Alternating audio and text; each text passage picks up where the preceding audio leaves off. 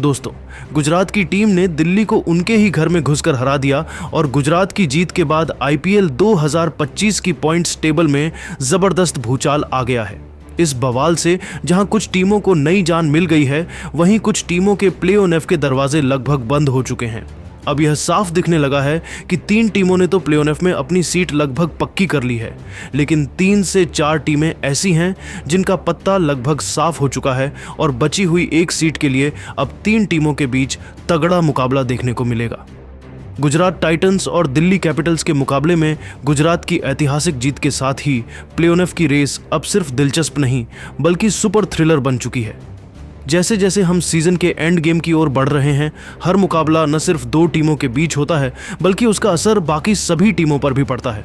आइए अब एक नज़र डाल लेते हैं आईपीएल 2025 के पॉइंट्स टेबल पर। दोस्तों, पॉइंट्स टेबल में 10वें पायदान पर है चेन्नई सुपर किंग्स। इस सीजन में चेन्नई का प्रदर्शन बेहद निराशाजनक रहा है। टीम ने अब तक 12 मुकाबले खेले हैं, लेकिन उसमें से जीत सिर्फ 3 में ही मिली है, जबकि 9 बार उन्हें हार का सामना करना पड़ा है। सिर्फ 6 पॉइंट्स के साथ चेन्नई इस बार पॉइंट्स टेबल में सबसे नीचे है। अब चेन्नई के सिर्फ 2 मुकाबले बाकी हैं और अगर वह दोनों के दोनों भी जीत जाएं, तब भी वो सिर्फ 10 पॉइंट्स तक ही पहुंच सकते हैं। और जैसा हम सभी जानते हैं, प्ले-ऑफ में पहुंचने के लिए कम से कम 14 से 16 पॉइंट्स की ज़रूरत होती है।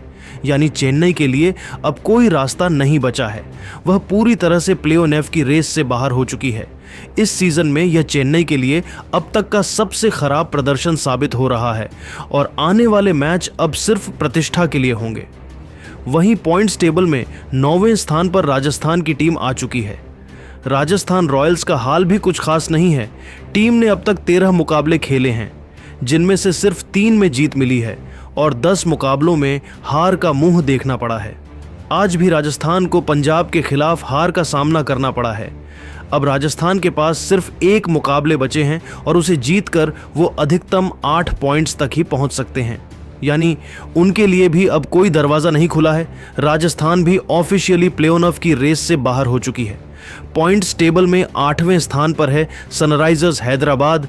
उन्होंने अब तक 11 मुकाबले खेले हैं, 4 में जीत और 6 में हार मिली है। वहीं एक मैच बारिश की वजह से रद्द हुआ है। इनके पास फिलहाल 7 पॉइंट्स हैं।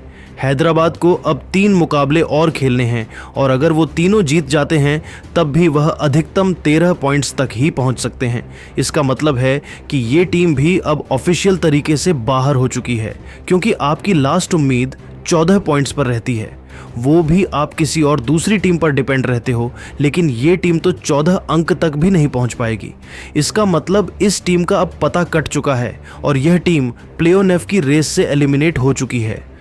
7वें स्थान पर है लखनऊ सुपर जायंट्स, जिन्होंने 11 मैच खेले हैं, 5 में जीत और 6 में हार मिली है। इनके पास 10 पॉइंट्स हैं। लखनऊ की स्थिति अभी मैथमेटिकली ऑन है, प्रैक्टिकली डिफिकल्ट जैसी हो गई है। अब उनके पास सिर्फ 3 मुकाबले बचे हैं। अगर तीनों जीत जाते हैं तो वह 16 पॉइंट्स तक पहुंच जाएंगे। लेकिन ध्यान दीजिए, उनका अगला मुकाबला आरसीबी के खिलाफ है, फिर गुजरात के खिलाफ। यानी यह दोनों बहुत मजबूत टीमें हैं। तीनों मैच लगातार जितना मुश्किल जरूर है, लेकिन नामुमकिन नहीं। जैसा हमने मुंबई के साथ देखा, उन्होंने लगातार 6 मुकाबले जीतकर वापसी की है। अगर लखनऊ भी यही कारनामा कर दे तो प्ले-ऑफ की दौड़ में वापसी कर सकते हैं। लेकिन अभी के हालात को देखकर कहा जा सकता है कि यह टीम भी लगभग बाहर हो चुकी है। जिसके बाद 6वें स्थान पर आती हैं अजिंक्य रहाणे की कप्तानी वाली कोलकाता नाइट राइडर्स। कोलकाता की टीम ने आईपीएल के इस सीजन में अब तक 13 मुकाबला खेली है, जिसमें से 5 जीत दर्ज की है। वही 6 मुकाबले में उसे हार का सामना करना पड़ा है। इसके अलावा 2 मुकाबले में कोई भी रिजल्ट नहीं निकल पाया है। कोलकाता के अभी 12 पॉइंट हैं, जबकि 1 मैच खेलने उसे बाकी है। ऐसी स्थिति में अगर वह बचा हुआ मैच जीत जाती है, तब भी उसके 14 पॉइंट्स ही होंगे, जिसकी वजह से अब वह प्ले ऑफ से बाहर हो चुकी है।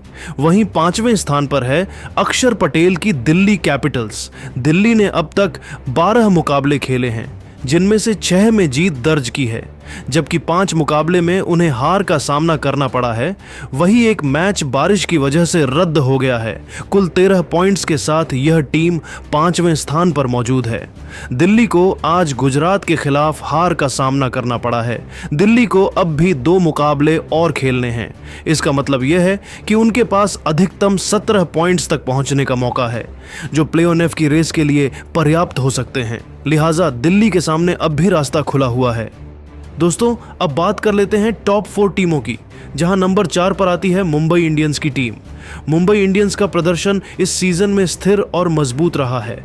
इन्होंने अब तक 12 मुकाबले खेले हैं और उनमें से 7 में जीत दर्ज की है, जबकि 5 मुकाबले गंवाए हैं। कुल 14 पॉइंट्स के साथ यह टीम पॉइंट्स टेबल में चौथे स्थान पर मौजूद है। मुंबई के पास अब भी 2 मुकाबले बाकी हैं। ऐसे में सिर्फ एक जीत भी इन्हें प्ले-ऑफ में पहुंचाने के लिए काफी होगी।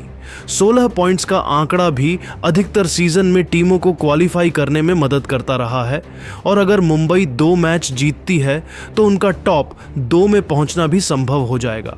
मुंबई का अगला मैच पंजाब के खिलाफ है, जो प्ले-ऑफ की समीकरण को और भी रोचक बना देगा। इसके बाद तीसरे स्थान पर पंजाब किंग्स की टीम मौजूद है। पंजाब ने अब तक 12 मुकाबले खेले हैं, जिनमें से 8 में जीत और 3 में हार का सामना किया है, जबकि एक मैच बारिश की वजह से रद्द हो गया था। कुल 17 पॉइंट्स के साथ यह टीम पॉइंट्स टेबल में तीसरे स्थान पर है।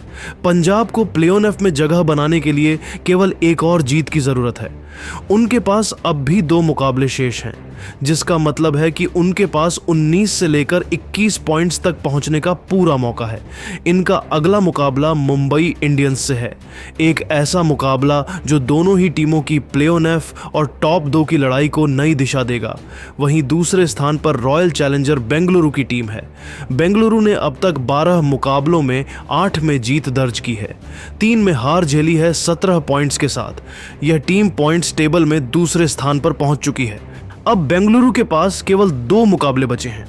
इनमें से सिर्फ एक भी जीत उन्हें प्ले-ऑफ में पहुंचा देगी, और अगर वे 2 मुकाबले जीतते हैं तो टॉप 2 में भी अपनी जगह बना सकते हैं। फिलहाल इस टीम के पास बेहतरीन नेट रन रेट और संतुलित परफॉर्मेंस है, जिससे उनका आत्मविश्वास भी चरम पर है। अब उनका फोकस टॉप 2 में फिनिश करने पर होगा। पहले स्थान पर आती है गुजरात टाइटंस। गुजरात इस वक्त सबसे मजबूत स्थिति में है। इन्होंने अब तक 12 मुकाबले खेले हैं, जिनमें से 9 में जीत दर्ज की है और 3 में हार मिली है। कुल 18 पॉइंट्स के साथ यह टीम पहले स्थान पर विराजमान है।